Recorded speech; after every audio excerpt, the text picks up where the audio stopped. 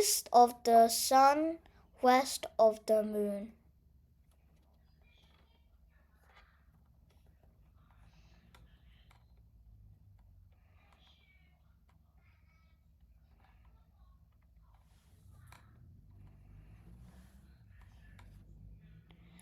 Chapter 1. A long time ago and far away, a poor farmer lived with his family in a small, run-down cottage. He had so many children, he'd almost lost count. Each child was lovelier than the last. The problem was how to feed them all. One afternoon, the family were crowded inside the cottage, while a dark storm raged outside. Suddenly, above the roar of the wind, they heard a... The farmer opened the door to a blast of cold air and a great white bear.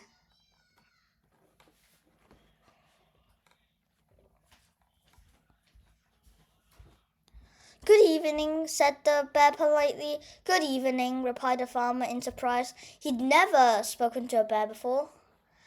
"I believe your children need clothes, food, and bigger house," said the bear. "We dreamed about it sometimes," sighed the farmer.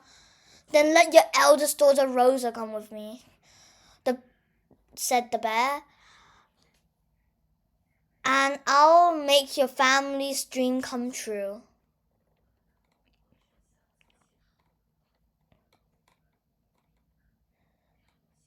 The farmer didn't know what to say. "Take your time," said the bear. "I'll return next week." He bowed and disappeared into the storm. Rosa saw her father's pale face. "What's wrong?" she asked. Slowly, he explained the bear's strange offer. "I'll go with him," Rosa declared.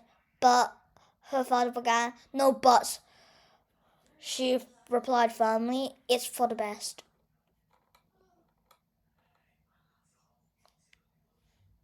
Chapter 4. A week went by, and sure enough, the bear returned. This time, it was Rosa who opened the door. "Good evening," said the bear politely. "Will you come with me?" "Yes, I will," replied Rosa. "Where are you going?" asked her younger sisters. "On an adventure," said Rosa. The bear crouched down low and said, "Climb aboard." Rosa clambered on his shaggy white back, and together they set off across the crisp snow. "Are you afraid?" asked the bear. "No," replied Rosa. The setting sun cast a rosy glow around them, and Rosa felt safe and warm against the bear's soft fur.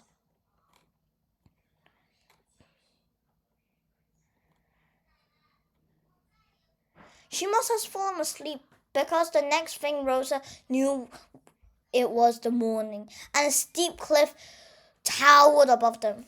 Swung open, Rosa realized in amazement that the cliff was in fact a wall, a grand castle.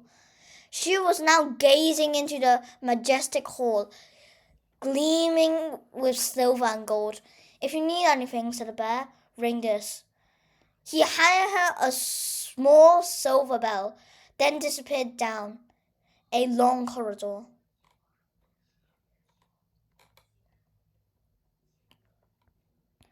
Rosa rang the bell because she was hungry and found herself in a dining table laden with delicious food. She rang the bell because she was thirsty, and a glass of sparkling water appeared in her hand. She rang the bell because she was tired and found herself in the softest bed she could imagine. That night, Rosa fell asleep and had a wonderful dream about the handsome prince.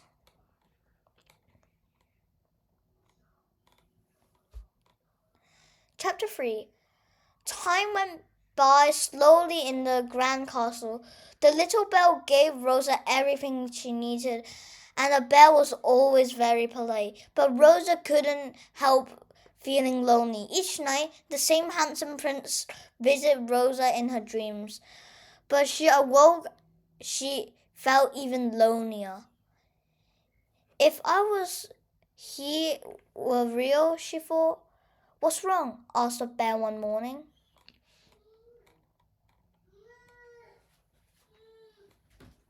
Nothing, said Rosa quickly. She didn't want to tell the bear about the prince. It's just I miss my family. Then let's go visit them, said the bear. As they crossed the snowy wilderness, the bear made Rosa promise one thing: don't talk to her mother on her own. She reached the top of the hill and Rosa whooped with delight. She could see her brothers and sisters in the valley below, playing in the garden with a magnificent house. Thank you, whispered Rosa in the bear's ears as they padded towards her family.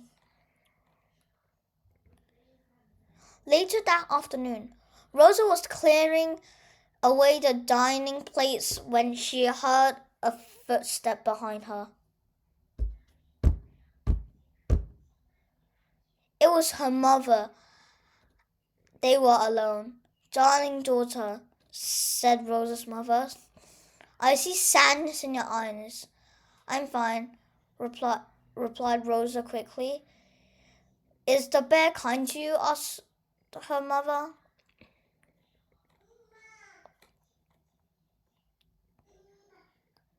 Oh yes, it's not him, said Rosa. Then before she could stop herself, she was telling her mother all about her dreams of the handsome prince. In the dark, he seems so real, sighed Rosa. Well, maybe he is, said her mother. Thoughtfully, she reached into the cupboard, took out a candle, and put it into the pretty pouch. Next time he comes, light this candle. Then you'll be able to see if he's really real or not.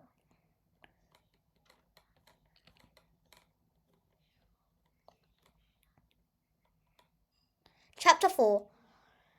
As the sun sank low in the sky, Rosa waved goodbye to her family and rode off into the great white bear. Did you speak to your mother alone? Asked the bear. Yes, said Rosa. I'm sorry. The bear sighed. Don't follow her advice, he warned, or it will be unlucky for both of us.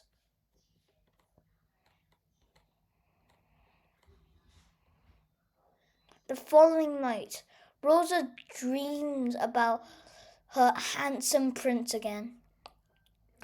She sat up quickly into the dark. I need to know if he's real, she said to herself. Carefully, she lit the candle stub. It's flickering with realistic and a handsome man, sleeping peacefully on the chair beside her bed. My prince, she whispered. Then she noticed a shady lump on the floor. Bear's coat, she gasps. At the moment, the drop of wax fell into the candle onto the sleeping prince. He woke with a start. What have you done? He cried. You're the bear? Said Rosa, amazed. The prince smiled. My stepmother put a spell on me, he said. I'm the bear in the day myself, only at night. She said if I would hide my secret to you for a year, I'd be free. But I failed now. Now what? Rosa quickly. The spell will take me away. I must marry a troll princess. No, shouted Rosa. What can I do? She asked desperately. Come to a troll's castle, replied the prince. The spell can be only broken if I see you before the wedding. But where is it? Rosa cried. East of the sun and west of the moon, came the prince's voice. Then he was gone.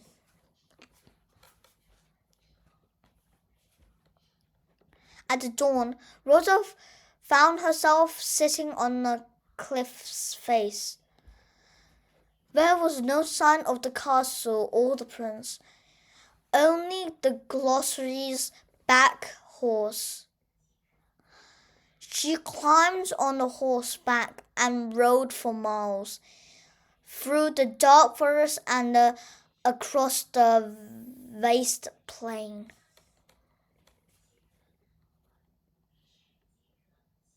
Eventually, she saw an old woman sitting on a rock, playing catch with a golden apple. "Excuse me," said Rosa, "I'm looking for a castle which lies east of the sun, west of the moon." "So you're the girl," muttered the old woman. "I don't know the way," she said, "but my neighbors might. Follow the path by the mountain and take my apple if you need it." Rosa thanked the old woman and followed the path. Eventually, she saw a second old woman sitting on a rock and holding a golden comb. "Excuse me," said Rosa, "I'm looking for a castle which lies on the east of the sun and west of the moon." "So you're the girl," muttered the second woman. "I don't know the way," she said, "but my neighbor might. Follow the path along the river and take my comb, you neither." Rosa thanked the old woman and followed the path. Eventually, she saw a third woman sitting on a rock with a golden spinning wheel. "Excuse me," said Rosa, "I'm looking for a castle which lies east of the sun, west of the moon." "So you're the girl," muttered the third woman. "I don't know the way," she said, "but the east wind might. Follow the path of the coast and take my spinning wheel. You need it."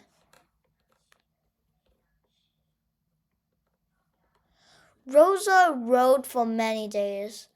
Eventually, she reached the coast and met an east wind outside his house. "Come and rest a while," he said. "You look worn out." Warmed by the fire, strengthened by some soup, Rosa told him where she needed to go. "I've flown all around the world," said the east wind, "but never east of the sun and west of the moon. That'll take a lot of puff. If it's too far," began Rosa.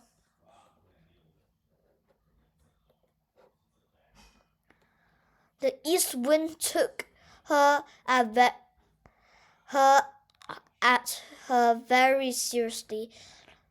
"Nowhere, no.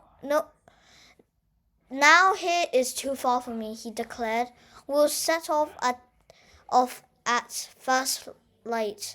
Riding the east wind was very difficult to ride a bear or a horse. Rosa wasn't sure how to climb onto his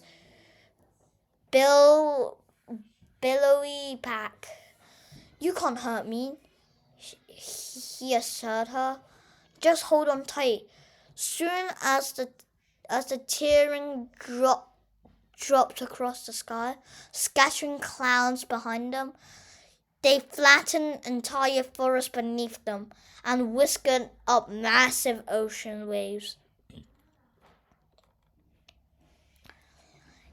In final gusts, the east wind blew to the gates of the shadowy castle, which lay the east of the sun, west of the moon. "Thank you," Rosa exclaimed. But the east wind didn't hear her. He'd slumped on the ground, totally puffed out.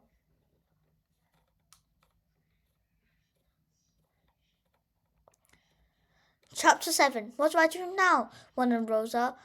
She stared at her golden apple for inspiration. I want that apple, clean, high-pitched voice. Rosa looked up and saw a snooty young woman with skin as grey as rock. The troll princess, she gasps. Give that apple to me, cried the troll. Only if I can see the prince, said Rosa. Very well, the troll sniffled. Come back tonight. In exchange for the apple, Rosa was taken to prison cell in the tall tower. There lay her prince, but he's sleeping so deeply she couldn't wake him. The next morning, Rosa sat at the castle gates, combing her hair with the golden comb. I want that comb, cried the troll princess. Only if I can see the prince again, said Rosa. Very well, the troll sniffed. Come back tonight. Once again, the prince, in very deep, Rosa cried desperately, Wake my prince. Wake up my prince. It's me, Rosa. Her cries wouldn't wake the sleeping prince, but were heard by the prisoner next door. Chapter 8. Next morning, the prisoner called to the prince. A girl called Rosa visited you last night, but wouldn't wake her up. Rosa, cried the prince, if only I could see her, then I'll be free. But tomorrow I'll be married, and then I'll be too late.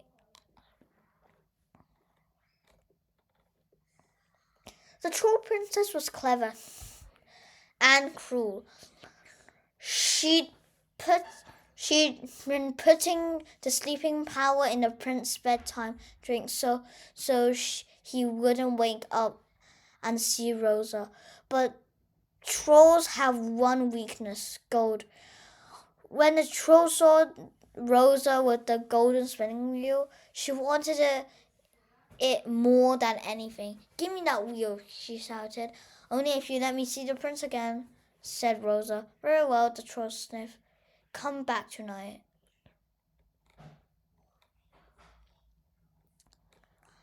Once again, the troll put a large dose of sleeping powder in the prince's drink. This time, he knew better than to drink it. He only pretended to be asleep. When Rosa was led into her room, he ran to greet her. My prince, cried Rosa. My princess, he replied. No, screamed the troll princess from the doorway. He wasn't meant to see you. Now you've broken the spell and everything is ruined. Her face crunched with rage, and her body grew harder and harder. Within moments, she was nothing but a crumbled lump of rock. As Rosa and her prince, the east wind blew them back to her family's home. They were married, garden amongst the springtime flowers, with too many bridesmaids and page boys to count. And of course, they lived happily ever after. Rosa's Adventures.